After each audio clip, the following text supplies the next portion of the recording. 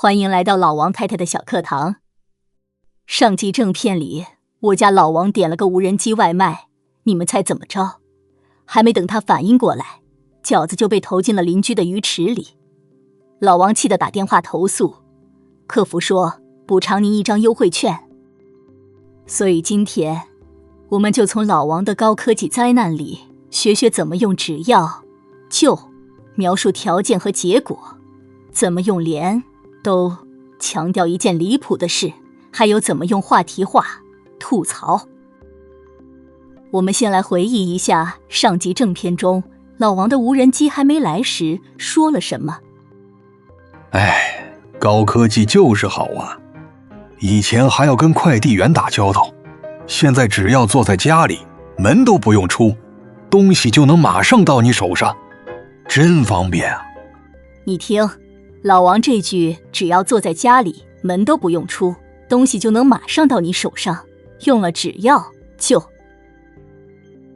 只要后面跟的是条件，就后面跟的是结果，意思就是只要这个条件一满足，就一定会发生这个结果。比如只要你懒得运动，就一定会胖。妈，我胖了。谁让你只吃零食不运动的？但你只要运动运动，就一定可以瘦回来的。真的吗？真的耶。我没骗你吧？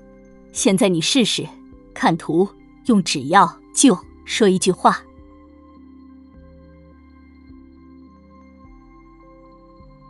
你可能会说，只要我认真学习，就一定可以考100分。很好，我们再来试试这句。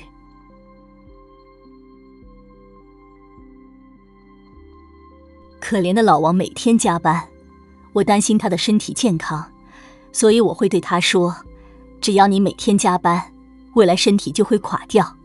咱不加班了，所以你觉得老王到底还会不会继续加班呢？回头我偷偷告诉你们。真的瘦了耶，太好了。你看，连你自己都没想到效果这么快吧？所以只要就是描述满足条件会有什么结果，连都是举出一个极端例子来强调某种情况。两个句型，一个讲事情的客观规律，一个讲规律之外令人吃惊的事的主观感受。它可以用来吐槽，但也不只是用来吐槽，还可以表示惊讶和强调。无人机连我家的地址都送错了，送快递知道地址是最基本的，可是无人机却送错了地方，只能说无人机太不靠谱了。连他都考过了，那我肯定也没问题。他水平不是很好，但是他能过，说明考试不难。连这么普通的一道小菜都这么好吃，那别的菜肯定也不错。现在你试试用连都描述一下这个房间。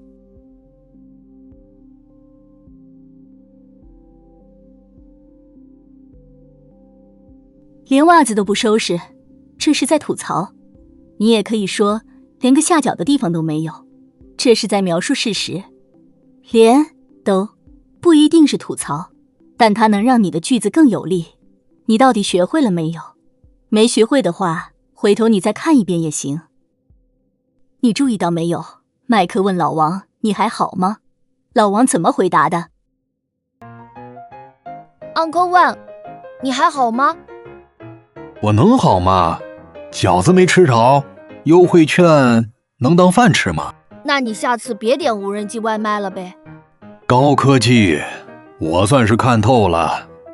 你听听这句话，饺子没吃着，优惠券能当饭吃吗？老王没说我没吃着饺子，他说饺子没吃着。他把饺子放在最前面，因为饺子是他这会儿最在意的东西。他先亮出饺子，再说他怎么了。这就叫话题化，先说你最想说的人或事，停顿一下，再说他怎么了。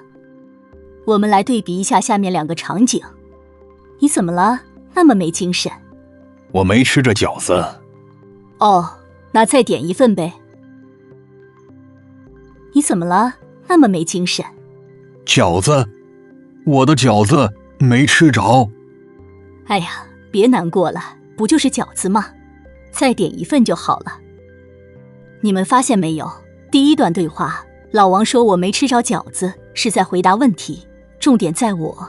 第二段对话，老王说饺子，我的饺子没吃着，他先把饺子亮出来，再说他怎么了。这一下委屈感就出来了，因为他最在意的是饺子，不是我。这就是话题化的精髓，先说你最在意的东西，再说他怎么了。你看，优惠券能当饭吃吗？也是同样的道理。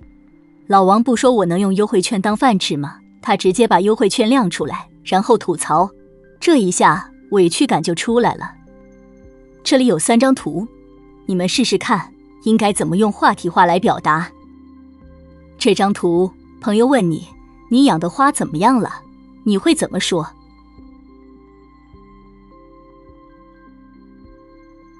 那盆花呀，开花了。很好，话题化让你对花的喜爱一下子就出来了。这张图，你想和朋友吐槽昨天遇到的怪人。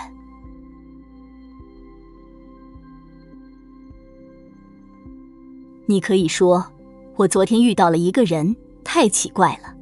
你先把一个人亮出来，再说你对他的看法。这张图，我的手机又没电了，委屈感是不是一下子就出来了？所以以后你想吐槽，想感慨，想让你说的话更有人味儿，试试这个公式：话题加逗号啊加评论。话题化是个很靠谱的技巧，你可以回头跟人聊天时试试看。AP 考生注意了，科技对生活的影响是常考话题。在中国，无人机送餐、外卖小哥的便利生活和你们国家的快递服务有什么不同？你到底能不能说出2、3个点？你可以这样说：在中国，外卖非常方便，只要在手机上点一下就能送到家，连深夜都能点夜宵。相比之下，在我的国家，对这个话题感兴趣和想练习写作的朋友，可以把你们的答案写在评论区，我会来帮你们进行修改。今天学了只要、就、连、都话题化，还顺便复习了到底、回头、靠谱。你回头自己在生活中用用看，到底好不好用？有需要的朋友请自行截图保存，让我们一起期待一下下集我家又发生了什么不靠谱的事吧。